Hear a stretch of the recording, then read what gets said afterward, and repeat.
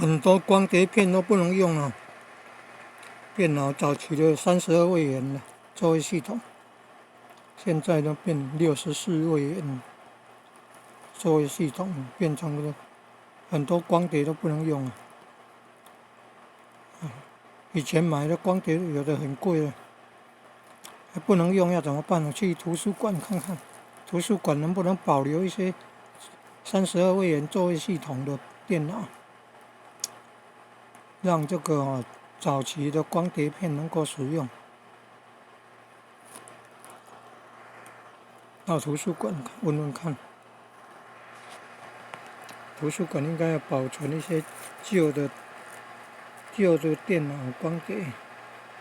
旧的电脑作业系统，32位元的作业系统的电脑，还有光碟机的，才能够用这些电脑，硬碟，光碟，才能够使用这些光碟片哦。有一些文书处理程式，有一些软体哦，应用软体的光碟很贵呢，很贵呢。